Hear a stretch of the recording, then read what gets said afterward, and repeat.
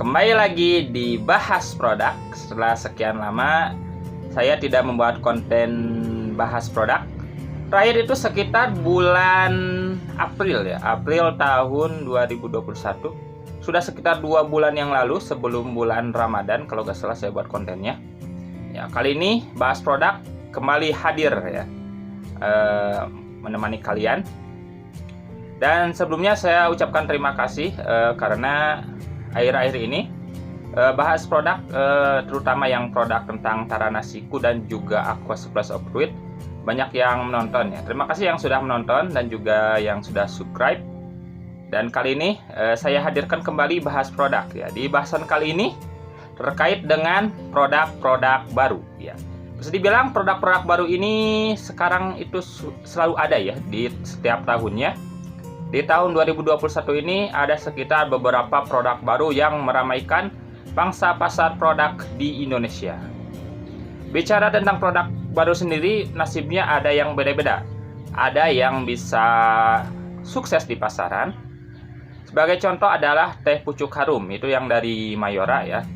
Teh pucuk harum sendiri itu bisa menggeser popularitas dari teh botol sosro yang sudah lama merajai pangsa pasar minuman teh kemasan di Indonesia. Selanjutnya ada juga yang biasa-biasa saja namun cukup bersaing. Seperti contohnya adalah kemunculan mie sedap di tahun 2003. Ya, saat itu mie sedap sempat merepotkan pangsa pasar Indomie. Ya, namun sekarang biasa-biasa saja mungkin ya, tapi bisa dibilang cukup bersaing dengan Indomie. Terus ada juga yang gagal bersaing, sebagai contoh adalah Top Kopi yang gagal menyaingi Kapal Api.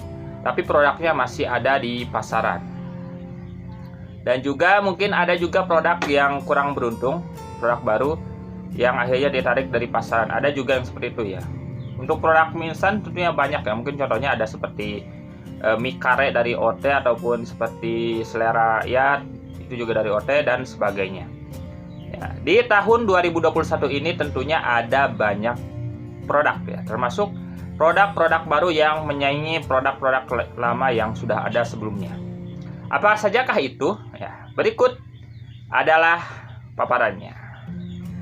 Ya, yang pertama itu ada Sasa Bon Tabur ya. Sasa Bon Tabur ini adalah produk dari Sasa ya. Akhir-akhir ini memang Sasa merombak banyak produknya. Ya, sebelumnya terkenal dengan produk MSG micinnya ya, ibaratnya seperti itu. Dan Sasa sekarang membuat banyak jenis produk dari berbagai macam bumbunya. Ada bumbu nasi goreng dan yang agak terbaru adalah Sasa Bon Tabur. Ya, ini menyaingi bon cabe dari Kobe. Ya, untuk Sasa Bon Tabur ini ada 2 rasa yang ditawarkan. Pertama itu ada Sasa Bon Tabur level 20. Yang kedua ada Sasa Bon Tabur level 35. Untuk dari segi kepedasannya dari Sasa Bon Tabur ini menurut saya yang level 20 itu setara dengan yang bon cabe level 10, sedangkan yang level 35 itu setara dengan yang bon cabe level 15 ya.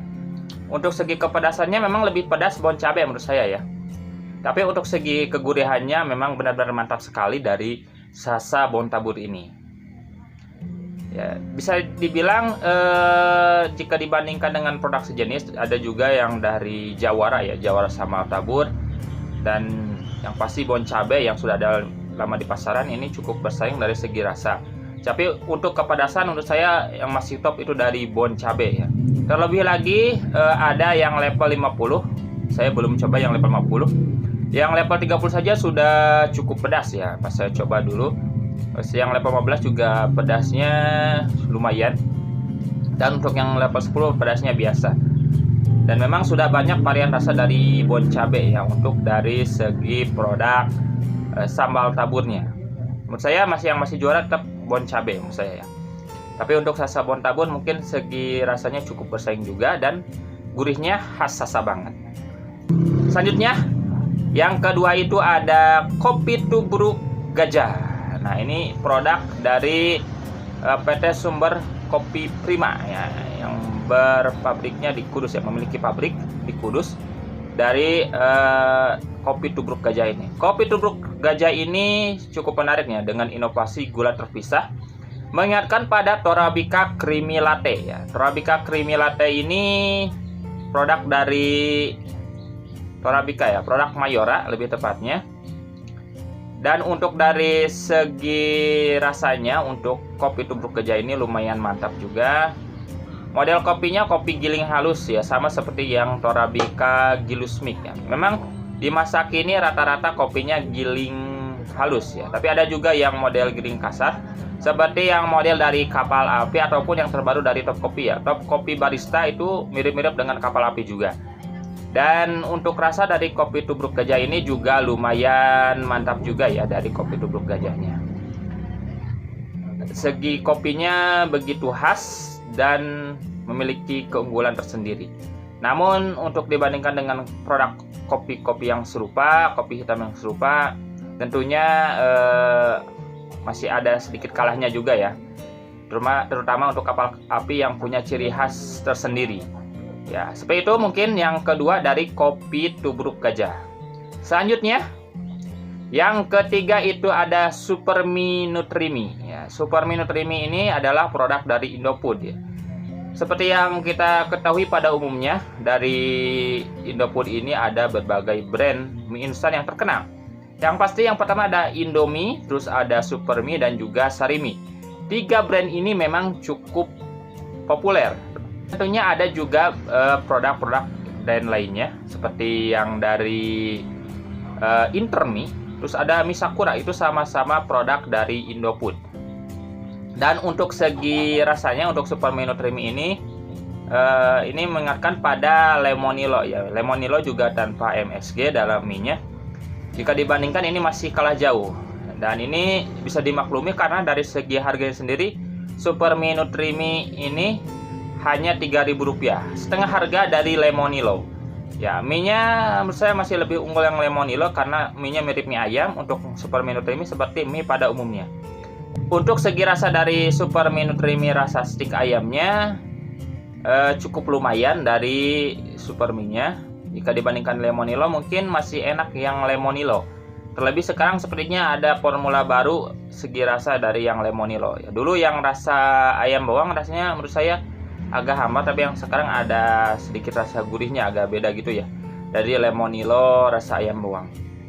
Dan memang sepertinya ini untuk menyaingi Lemonilo, namun untuk segi rasa menurut saya masih kalah ya dengan yang Lemonilo.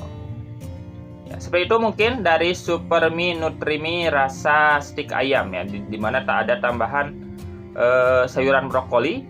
Tapi rasanya menurut saya lumayan enak, tapi jika dibandingkan dengan Lemonilo sepertinya agak-agak biasa-biasa saja. Ya. Selanjutnya yang keempat ada Amo ya. Minuman Amo ini adalah minuman soft drink.